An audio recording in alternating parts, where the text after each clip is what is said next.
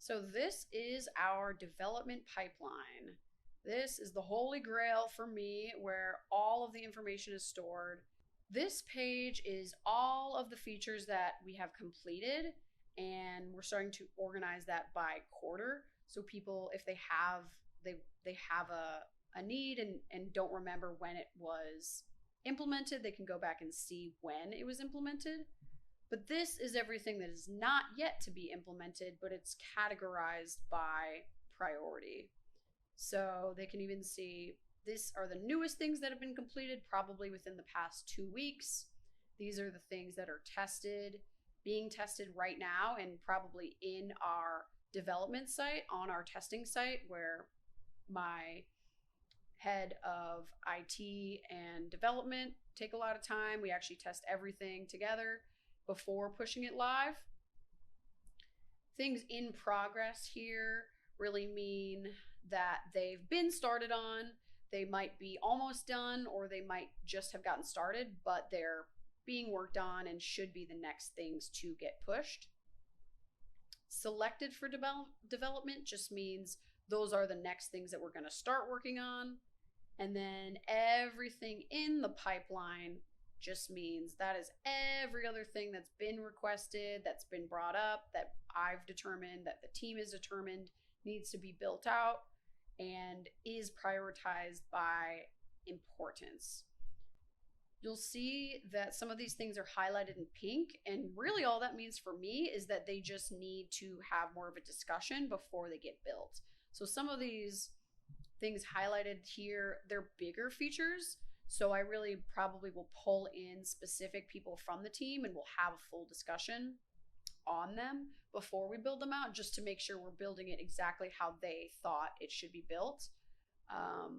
The ability for admins to create entertainer profiles to quickly pitch, for example, that's been one that we've been really excited about building, because one thing that does slow us down sometimes is when we're maybe onboarding an entertainer and there's an event that's already on the platform live that would be perfect for them. Let's say it's in a new city that we're either just launched in or maybe not even launched in, so they're not getting a ton of traction on that specific event. So we maybe have found somebody already and are talking to them, but they don't have a profile yet, or maybe we don't even have anybody in mind, but are going to go just manually find an entertainer that meets that event need really well. So the slowdown here is them having to go first, us having to find them. That actually can be done fairly quickly, because we do have a lot of resources to find entertainers when we need to. And Jesse, our head of entertainment relations, has really got a good system to find entertainers in new markets. But getting them to sign up and create a profile is totally out of our control. They might do it right then, but oftentimes they'll do it days or maybe even weeks after we have that discussion with them and ask them to sign up. So giving admins the ability to create profiles on their behalf would allow this to happen instantly and let us get through that process and close that entertainer before having them go manually upload all their videos and all their content, and just allowing us to kind of shortcut that for them. So you'll see all the way at the bottom is where new features are added in. So the whole team has access to this document, and they just literally can write in anything in the new features, tools, text edits, anything they want to see on the platform. They could put it in this box.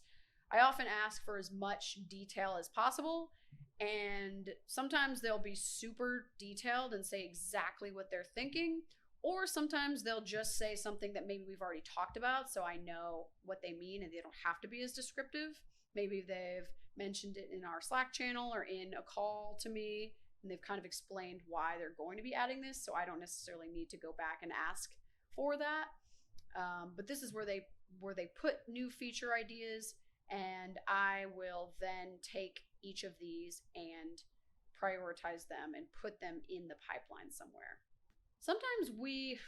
Oftentimes the team will just bring something up on a call. Maybe the call really wasn't even for that topic. We have 3 team meetings a week, just pretty brief kind of morning check-ins, but they are each focused on a different department. So there's one call that's just about sales, one that's just about marketing, and one that's about technology, as well as the entertainment relations side of things. So sometimes if somebody just has a need that they think is pretty urgent, they might just bring it up in that call, which is totally fine. I think more communication is better than not. So I'm always happy to talk about those when it's appropriate and when we do have the time at the end of the calls. But I will always ask that they still go and put it in this pipeline just so that it doesn't get forgotten about, or it's on that person who's bringing it up to put it in here, so they're the ones that want it done, and they're definitely incentivized to put it in this pipeline so nobody forgets.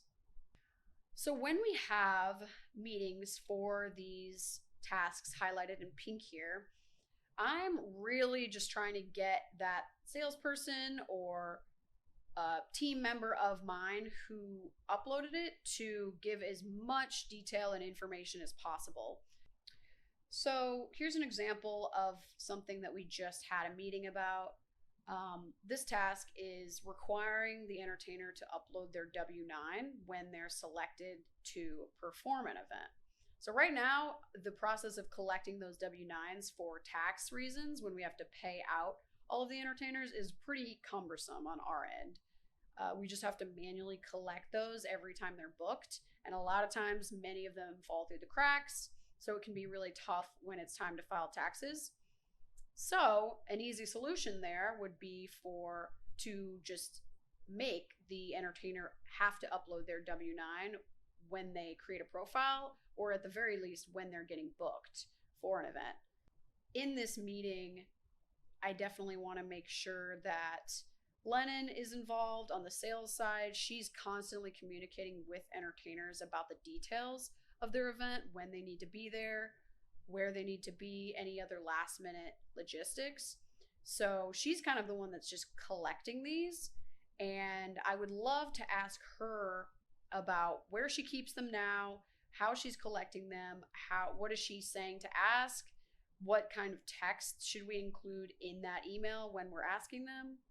Here is an example of a feature highlighted in pink that we're going to need to have a discussion about, because I just really am going to want to hear as much detail as possible from my team members about why they thought this was necessary, and to make sure we get it right, since it's a bit bigger of a feature. So the sales team has heard from clients of ours that they want to have a team account, for example. So say one company is a client of ours. Maybe there's 5 people within that company that were all working on the same event. They are all sharing these details, but they don't get that information when they all have their own accounts on EVA. They're not able to access one another's information through one account. So they've requested that if they're all working at the same company, that they could see each other's events on EVA and see the quotes. And of course, we're not going to suggest that they just use one login. They can all still use their own logins, and we can recognize that because it has the same company that the email is coming from, that they could have that specific access. And certainly we could give that to them. But the types of things that I would want to ask here from my team before building it is, do they always have this, do they always have that same email? Is there ever a case when somebody with a different email ending is going to need that information? Is there ever a case when maybe there's too many people that can access this information to where it's maybe not secure? How can we make it easy for them to share, not just log in, but maybe they can quickly share different information and notify other people on their team about certain events or quotes. So I'm just going to ask really specific questions about every type of way that we could build this, and see what they think is necessary, what they think is really important. And we're going to get as much information and details as we can before building anything. Sometimes our team is disagreeing on different things that should be built. Certainly, the sales team is always going to prioritize their clients' needs.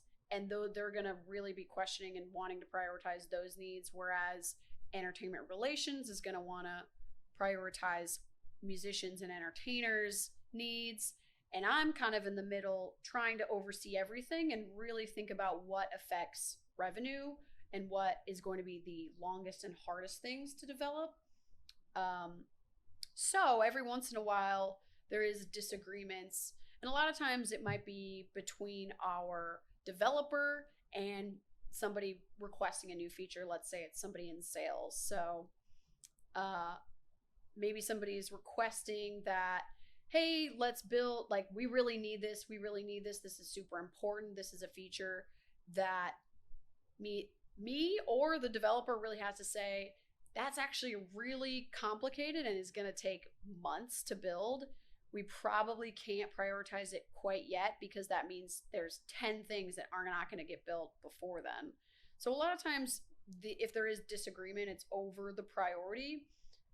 And different people just kind of, they obviously are all prioritizing their own things. So that's definitely where people can disagree. There was an example of something that everyone kind of was disagreeing on for a while. It was how we would display pricing. So how we make money is we mark up the entertainer's quote, and that's what we charge to the event planner. We also take a cut from that quote. So technically we're taking 20% of the total event. We're taking a cut from their quote like a booking agent would, and they're getting 90% of what they thought they were quoting. They can totally see it. It's not hidden. It's not like a fee that they will not get paid that. They can always bump up their quote if they need to make more than that. But that's what we charge them for using our service. And then we also mark up an additional 10% to our clients for giving them access to this pool of vetted entertainment that we found. So we're taking a cut from both sides. And so obviously what the entertainer puts in as their quote is not going to be the final price. So we have to display that differently in the system.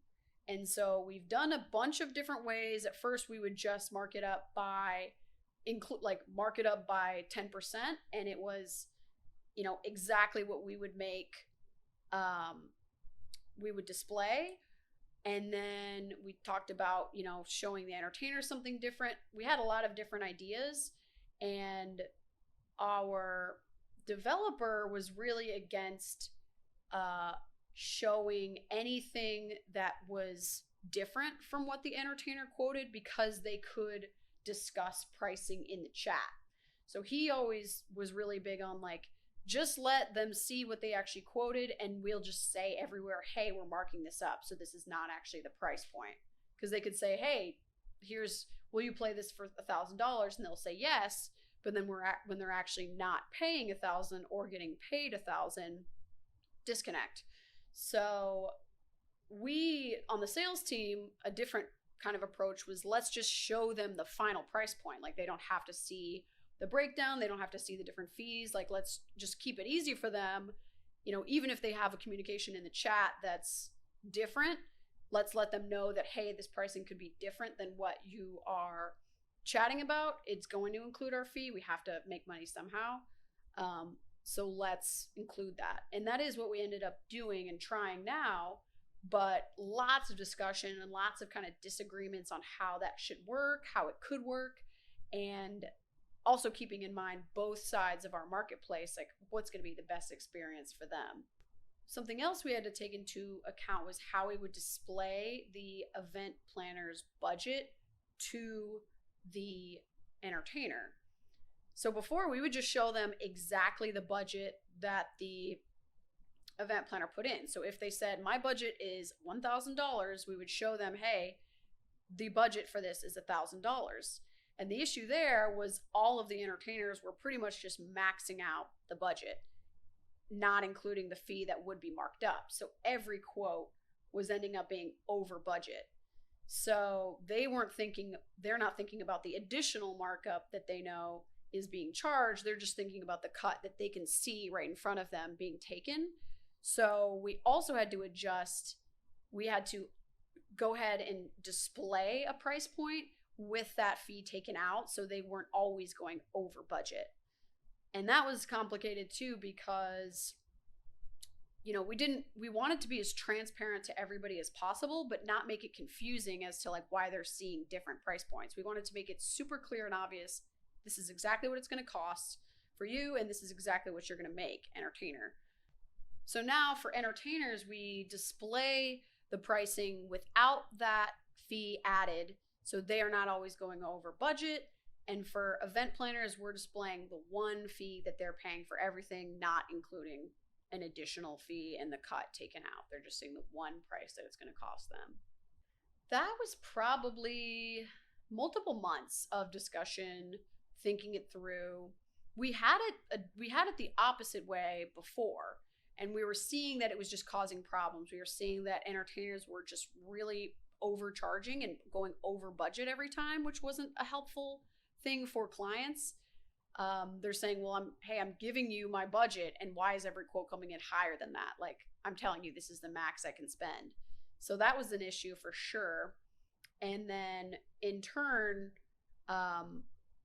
not showing the event planner the final price until the very last step of when they're ready to check out also kind of upset them, because they were thinking the whole time, oh yes, this is in my budget. I have a budget. I have a max amount that I can spend. This is my corporate budget from my employer that I'm allowed to spend. And now that it's over with the fee, I kind of have to start over again. And so both sides were pretty unhappy, and we were just getting complaints, honestly. So we had to go back and forth to really find what the best solution was. And honestly, it wasn't a perfect solution for everybody, but it was kind of the best thing that we had to at least give it a try. We had to at least try it this way and see if complaints would go down, and the user management would be a little less crazy. And it definitely has seemed to work. It's been probably 2 months now since we've implemented that, and smooth sailing so far. So let's go ahead and just actually prioritize some of these newest feature requests. So, ability to reopen booked events due to not being available. So this one was added because recently a few times entertainers actually were booked, and after the fact we realized they weren't available. So we actually needed to reopen that event and re-get those quotes, and rather than just totally starting from scratch and creating a new event. So that's pretty important, but it doesn't happen that often. So I'm just going to go ahead and drag that towards the top for sure, but I'm going to put that right here, and I'm going to put that kind of towards the top, but not the highest priority, because it doesn't happen so often that it's urgent. And it's also not that challenging of a task to build, so it can certainly go at the top. But a lot of this stuff up here just kind of is more pressing. Let's try another one here. So, super easy one. Add subscribe to newsletter button at the footer. So we probably should have already had that a long time ago. So it's definitely time to get that. It's super easy. That's going to take like 2 seconds. I'm just going to put it right there. It's also, there's also plenty of things still in front of it, because it's not the absolute highest need, but it probably can go in this batch of things. It can probably get done really quickly. So I kind of also like to just separate these by a few breaks here of like, this is going to be maybe a batch of tickets that are going to go together.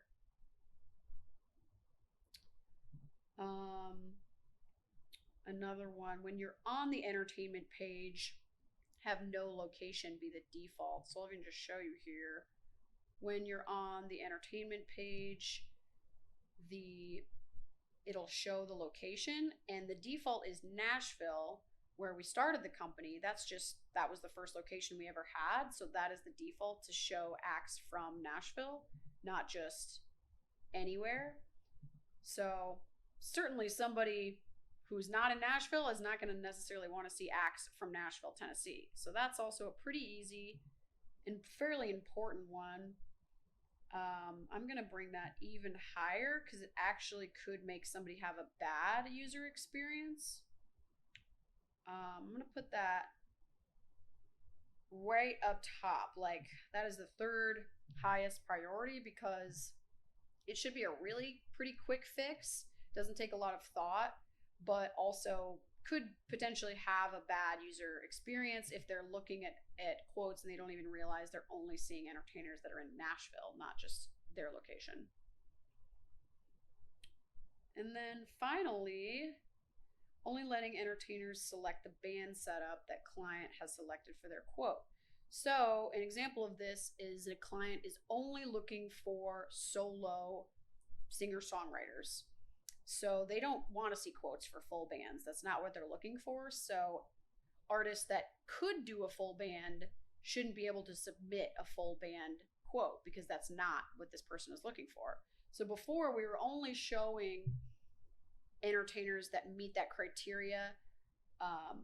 They were the only ones that were allowed to quote, but they could still quote for a full band even if that client was only looking for a solo act, for example. So they can only now quote for things that the event planner is specifically looking for. And so that's pretty important and also not crazy of anything to build. So we'll put that, let's see, maybe right here. Still, again, kind of towards the top. It's going to be a little bit more to build than I think, some of these really small ones, but it's definitely going to impact the experience so they're not seeing quotes that just don't fit that event. So this shows all of the features that have been completed in the past 6 months or so, and some of my favorites that have been the most impactful I will talk about. Getting the demo site up and running was huge. For a while, we were using the actual live production site to give demos, and that was not going to work because it was notifying real entertainers about new events that were not happening. So they're putting in quotes on things that are not real. They're just totally for us to show clients how to use the system. So we needed to get a demo site that wasn't going to notify anybody or was going to be really easy and quick to use to when we're showing clients online. So that's just been great for the sales process. This one actually right below it, improve reassigning events. So we now have the ability to assign events to clients. So for example, say we're doing that demo and we want to build their event for them in the demo, we can be live collecting that feedback of what they want in their event and build it for them right then and there. And then by the time we're off the demo, it's live and they're starting to get quotes because we can reassign it to them and not just have it live as just an admin event that we built. So now we can build events for our clients and then assign it to them, usually when they're first getting onboarded and just getting used to using it. It's really been a great way to transition them from manually booking to start to get comfortable booking entertainment online. Another one, yes, removing acoustic as a genre. So this was fascinating, honestly, because of our musicians, probably 70% of them had acoustic as a genre as one of their tags. So they all have tags that could be genres, could be kind of the vibe of what they're going for. And these tags are really just keywords to help us filter out events to notify them about and show them only events that we think would be a good fit for them. So all of these entertainers had acoustic as a genre. So anytime an event planner would use the tag acoustic to create an event, 70% of our roster was getting notified about it just because they had that one tag. And even we would have country acts with acoustic. We would have rock entertainers with acoustic. Very different vibes, but like they still had the word acoustic because it really could mean a different thing for different people. That could mean they can just do a stripped down set, or it could mean they're a singer-songwriter and that's like the only type of, they have a guitar. Like everyone kind of thought of it as different, and even event planners thought of it as even different from what the entertainers thought of it with themselves. So we just decided we're going to just remove that tag completely. So we can have the most accurate quotes coming on to their event. And it worked really well because we added in more tags so people could get way more descriptive about their genre. But acoustic, we found, wasn't doing anybody any favors. And every event that had acoustic as a tag would have like 35 plus quotes, which is too many when somebody doesn't even know who they want to book in the first place. And then here's another really good one that's helped a ton. When an entertainer is submitting a quote 50 miles outside of their hometown, give them a pop-up that says, hey, just so you know, this is not in your city, so quote for travel if it's like far away. So this has done a ton of good. Obviously, when we started, we were in one city, we were only booking local entertainment, but as we've grown, we have clients all over the place and we have entertainers all over the place. So now entertainers can opt in to whether they want to travel or want to see events that are in a different location, but sometimes they'll still opt into that and then forget to look at the city that says, hey, this event is actually in Austin, even though you're based in Chicago. Make sure that you quote for travel. Include that in your price point. So that's just really all it was, is a pop-up reminder. That's as easy as it was to build, but it saved us so much time communicating with entertainers about the accuracy of their quote after the fact.